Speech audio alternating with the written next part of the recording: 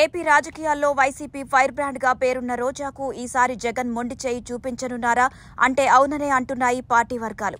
రానున్న ఎన్నికల్లో రోజాకు టికెట్ ఇచ్చే అంశంపై వైసీపీ అధినేత జగన్ ఇంకా ఎటువంటి నిర్ణయం తీసుకోకపోవడంపై ఆమెకు సీటు కష్టంగానే ఉందని తెలుస్తోంది.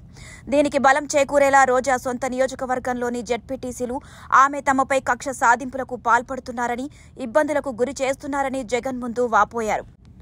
అయితే భవనాలు ఉన్నా తమకు కార్యాలయాలను కేటాయించడం లేదని, నియోజకవర్గంలో తన ఇష్టానుసారంగా ప్రవర్తిస్తున్నారని విమర్శించారు. ఈ అంశంపై చిత్తూరు జెడ్పీటీసీ సర్వసభ్య సమావేశంలో చైర్మన్ను నిలదీసిన ఘటన కూడా జరిగింది. దీంతో పాటు నియోజకవర్గంలో అభివృద్ధి కార్యక్రమాలను అడ్డుకుంటున్నారని, వచ్చే ఎన్నికల్లో టికెట్ కేటాయించవద్దని సీఎం జగన్ను డిమాండ్ చేశారు. ఇదిలా ఉండగా గతంలో మున్సిపల్ చైర్మన్ పదవి కోసం రోజా 70 లక్షలు డిమాండ్ చేశారని పుత్తూరు కౌన్సిలర్ ఆరోపించిన విషయం విదితమే. రోజా సోదరుడు కుమారస్వామిరెడ్డికి చైర్మన్ పదవి కోసం 3 విడతల్లో 40 లక్షలు ఇచ్చానని, పదవి దక్కకపోగా డబ్బు తిరిగి ఇవ్వలేదని కౌన్సిలర్ వాపోయారు. దళిత మహిళనైనా నాకు న్యాయం చేయాలని ఆమె సీఎం జగన్ ని కోరారు.